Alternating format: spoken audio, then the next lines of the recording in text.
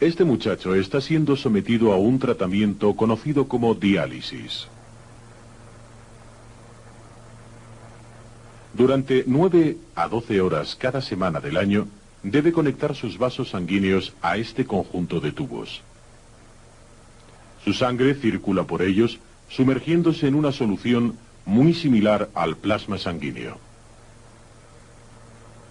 Las sustancias presentes en el plasma, pero no en la solución, tienden a difundirse hacia el exterior de los tubos. La capacidad de mantener condiciones estables y uniformes en el interior del cuerpo es vital para la vida. Este estado estable y uniforme se llama homeostasis. El cuerpo humano está formado por unos 100 millones de células. Para mantener la homeostasis en este ambiente, es preciso cubrir las necesidades básicas de cada una de ellas. Todas las células tienen las mismas necesidades. Vamos a aislar una y examinar el sistema que el cuerpo utiliza para satisfacer sus requerimientos. La célula vive inmersa en un medio o fluido intersticial cuyo 90% es agua. Este fluido está en circulación constante, fluyendo dentro y fuera del torrente sanguíneo. Cuando este fluido intersticial está dentro de un vaso sanguíneo lo llamamos plasma. Desde la sangre llegan a la célula alimentos y oxígeno. El dióxido de carbono y los desechos salen de la célula y son transportados en la sangre. Nuestro sistema respiratorio proporciona oxígeno a la corriente sanguínea y la libera del dióxido de carbono. El sistema respiratorio mantiene el equilibrio homeostático correcto de estos dos gases en el interior de nuestro organismo. El sistema digestivo proporciona a la sangre los nutrientes celulares que, utilizados por las células, generan desperdicios. ¿Qué ocurre con ellos? Si no son retirados, la sangre se contamina cada vez más, lo que produce una pérdida del equilibrio homeostático, cuyo resultado es la muerte. Si se incorpora una unidad de eliminación de desperdicios a la corriente sanguínea,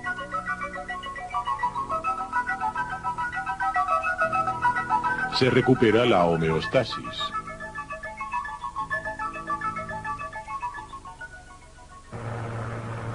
Este muchacho está en realidad limpiando su sangre.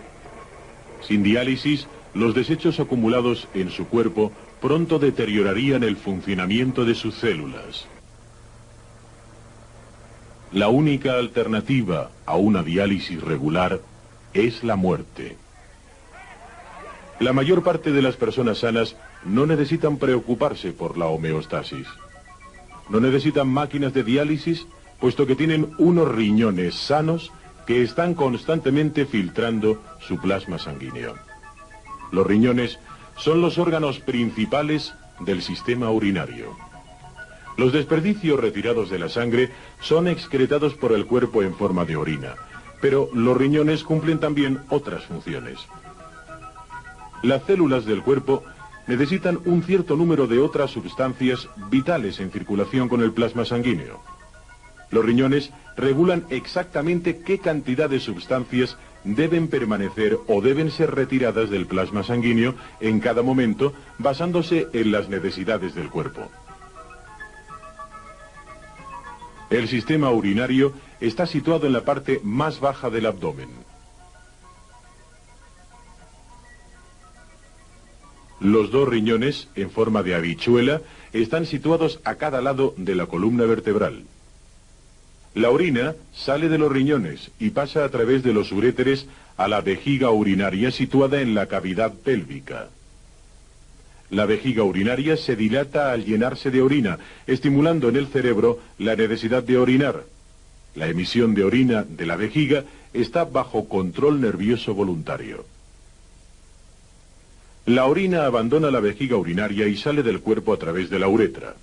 En los hombres, la uretra canaliza la orina a través del pene. En las mujeres, la uretra termina en una abertura justo delante de la vagina. Cada día, nuestro cuerpo excreta cerca de 1 litro de orina. La orina es el resultado final de la filtración de los riñones de 13 litros del fluido que compone el entorno en el que viven nuestras células. En todo momento, 10 litros de este fluido, el fluido intersticial, circulan entre las células. Los otros 3 litros son plasma, que fluye por el interior de los vasos sanguíneos. En forma de plasma sanguíneo, este fluido circula a través de los riñones varias veces cada día. En realidad, un total de 950 litros de plasma pasan por los riñones cada día. Un volumen de estas dimensiones representa la mayor parte del volumen total de la sangre. En todo momento, 1/4 parte de esta sangre, bombeada por el corazón, es dirigida directamente a los riñones. Para poder manejar esta gran cantidad de sangre, los riñones son alimentados de sangre fresca por medio de 2 grandes arterias renales que se ramifican de la aorta descendente. Las 2 venas renales devuelven la sangre de los riñones a la vena cava inferior.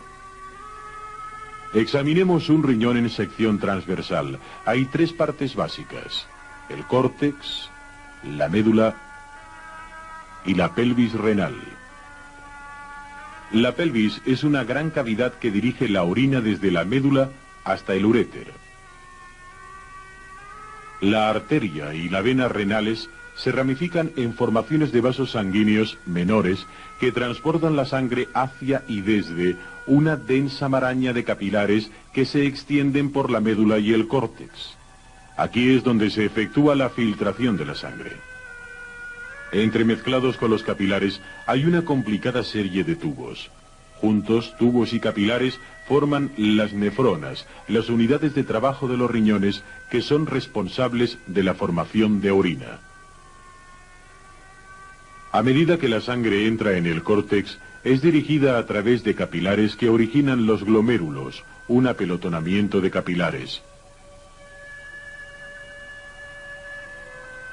Rodeando a cada glomérulo hay un pequeñísimo saco de tejido llamado cápsula glomerular. Cada uno de estos glomérulos, con su cápsula, marca el comienzo de una nefrona. En cada riñón hay entre 1 y 3 millones de nefronas. Aislemos una nefrona junto con su suministro de sangre. La primera parte de la nefrona es el glomérulo. Rodeando este manojo de capilares glomerulares está la cápsula glomerular que conecta con el túbulo, en el que se distinguen el túbulo proximal, la curva de Henle, que puede ser bastante larga en la mayor parte de las nefronas, y el túbulo distal. Finalmente el túbulo conecta con el tubo colector, que transporta la orina hacia la pelvis. Sigamos al plasma sanguíneo dentro de la nefrona para ver cómo trabaja. Desde una delgada ramificación de la arteria renal, la sangre entra en una arteriola y después en los glomérulos. Aquí es donde se produce la filtración, el primero de los 3 procesos utilizados por la nefrona. Las paredes de los capilares glomerulares son 100 veces más porosas que las de otros capilares del cuerpo. Ajustándose exactamente a ellos está la pared de la cápsula glomerular, provista de poros de filtración.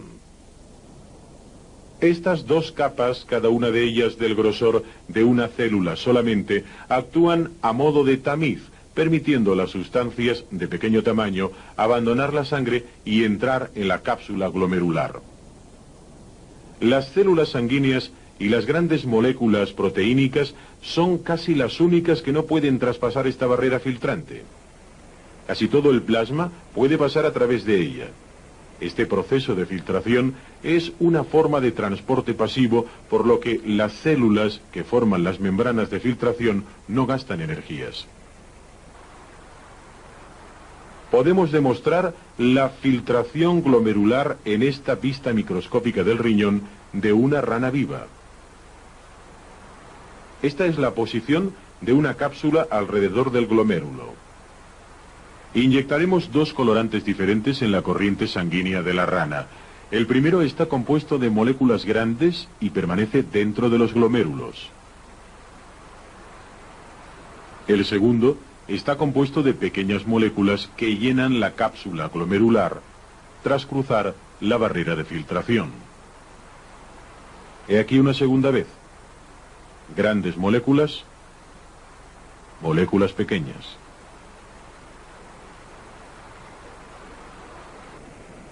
El fluido que ha pasado al interior de la cápsula glomerular se llama el filtrado.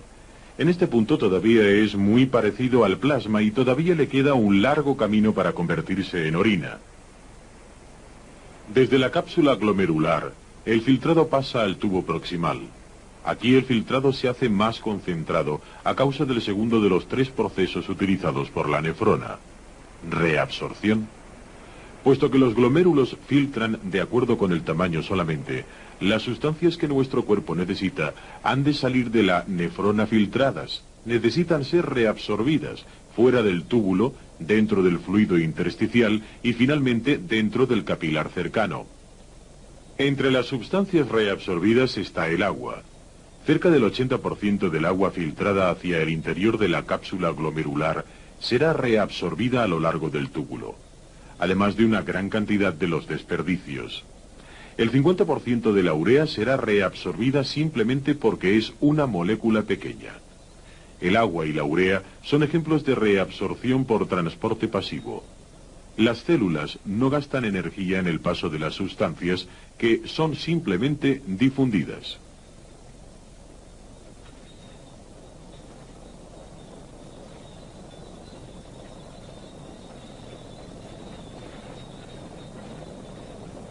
Pero muchas sustancias, como la glucosa, iones de sodio, potasio, calcio, fosfato y sulfato, no lo harán de un modo pasivo, necesitan un transporte activo. Las células del túbulo bombean estas sustancias fuera del túbulo.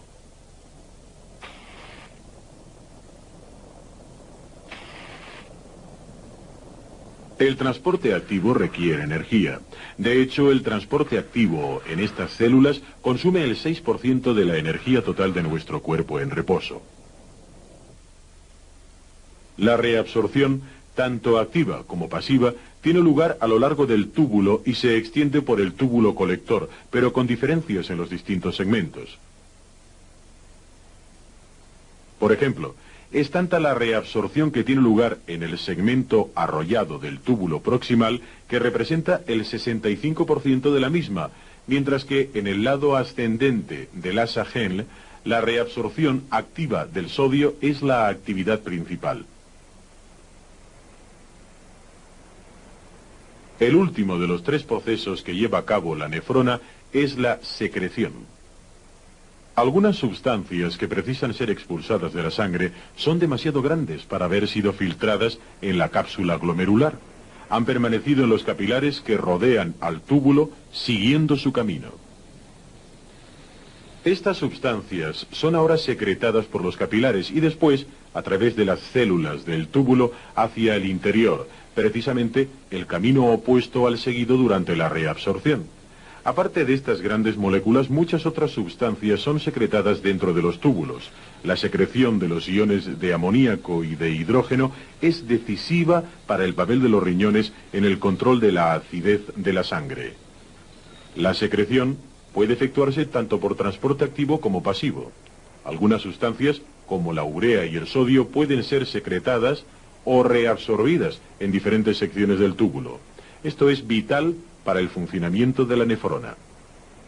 Cuando el filtrado entra en el túbulo colector, este es orina, aun cuando todavía contiene demasiada agua.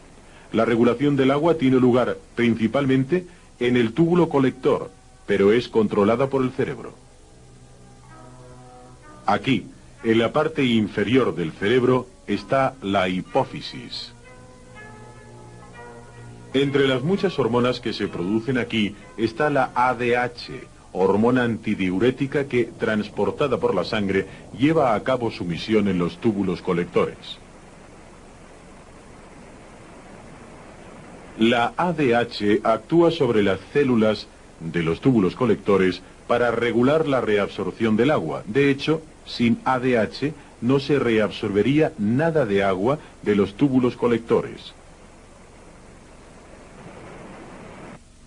Durante una actividad agotadora, transpiramos y perdemos agua rápidamente. Otras veces podemos encontrarnos en una situación en que sea difícil disponer de agua. En cualquier caso, la hipófisis percibe la necesidad de más agua y aumenta la cantidad de ADH, la cual aumenta la permeabilidad de las células de los túbulos colectores, permitiendo que sea reabsorbida más agua en el fluido intersticial y en la sangre. De esta forma, el cuerpo es capaz de conservar agua en casos de necesidad. Cuando bebemos agua, estamos en realidad diluyendo la sangre. La hipófisis reduce la cantidad de ADH liberado, disminuyendo así la permeabilidad de las células de los túbulos colectores y haciendo que se excrete una orina con mayor proporción de agua. Por medio de la filtración, la reabsorción y la secreción, la nefrona ha creado del plasma un fluido concentrado que contiene exactamente aquellas sustancias que el cuerpo no necesita en aquel momento. La orina contiene sales inorgánicas y sustancias orgánicas. La sustancia orgánica más abundante en la orina humana es la urea. Naturalmente, la dieta afecta las cantidades relativas de estas sustancias. Por ejemplo, el sodio es una de las sustancias vitales reguladas en los riñones. Pero muchas personas comen más de lo que necesitan en forma de sal de mesa. De modo que su orina contiene un nivel elevado de sodio. Algunas sustancias son completamente inútiles para el cuerpo. La cafeína del café y la nicotina del tabaco son eliminadas de la sangre pasando a la orina. Ellas dan a la orina un característico olor a café o a tabaco. Necesitamos nuestros riñones a fin de mantener un medio ambiente interno estable, para mantener la homeostasis. Pero los riñones, como todos los órganos, son susceptibles de infección y disfunción. Los cálculos renales se cuentan entre los problemas más comunes y dolorosos. Se desarrollan en la pelvis partiendo de concentraciones de ácido úrico, fosfato de calcio, oxalato de calcio y otras sustancias, aunque no se conoce con exactitud cómo y por qué se forman. Algunas veces los cálculos permanecen en la pelvis, pero con frecuencia abandonan el riñón entrando en el uréter y pasando a la vejiga. Aunque una piedra puede pasar por la uretra, a veces causa mucho dolor. Si se fija en el uréter, puede bloquear el paso de la orina y dañar el revestimiento interno del conducto. Cada año, miles de personas deben someterse a la eliminación o extracción de piedras renales. Hasta hace poco tiempo tenían que sufrir una incómoda y dolorosa cirugía. Ahora, con el uso de ultrasonidos, ha venido a simplificarse haciéndolo menos doloroso. Las ondas ultrasónicas se usan para bombear y romper los cálculos. La uremia es una situación en la que los riñones han perdido su capacidad de eliminar la urea y otros productos de desecho. Algunas veces puede ser tratada con éxito. Otras, el paciente puede necesitar someterse a diálisis mientras los riñones dañados recobran la normalidad. Pero a veces, la uremia es tan grave que el paciente queda permanentemente dependiente de la máquina de diálisis, el riñón artificial. Hace 20 años, el riñón artificial era una maquinaria voluminosa. En la actualidad es mucho más manejable. Este muchacho continuará siendo dependiente de diálisis hasta que pueda hallar un donante para un trasplante de riñón. Nacer con 2 riñones sanos es una gran suerte. Si uno queda dañado, todavía nos queda otro que será suficiente para llevar una vida normal. Algunas personas han elegido vivir con un solo riñón, donando el otro a un enfermo incurable. Los donantes de riñón deben tener un grupo sanguíneo compatible con el del paciente. Normalmente el donante y el paciente son parientes, lo cual aumenta las probabilidades de éxito de un trasplante. La proporción de éxitos en los trasplantes entre hermanos es de un 90% y entre padre e hijo de un 84%. En una operación de trasplante se extrae el riñón del donante y se coloca en el abdomen del paciente, justo encima de la vejiga. Aunque ahora el paciente tiene 3 riñones, tanto él como el donante solo tienen un riñón funcionando. El trasplante de riñón fue considerado al principio como un procedimiento quirúrgico revolucionario, pero debido a la gran cantidad de éxitos obtenidos con el paso de los años, ha preparado el terreno para muchas otras formas de trasplantes. Pero para que los enfermos renales reciban un trasplante, debe haber donantes de riñón. La mayor parte de los donantes no están emparentados con los pacientes que los reciben. La mayoría ni siquiera continúan viviendo. Hay gente que sufre muerte cerebral irreversible a causa de un accidente o de una enfermedad. Estos donantes firman un contrato manifestando que, en caso de muerte, donan sus riñones a alguien necesitado de trasplante de riñón.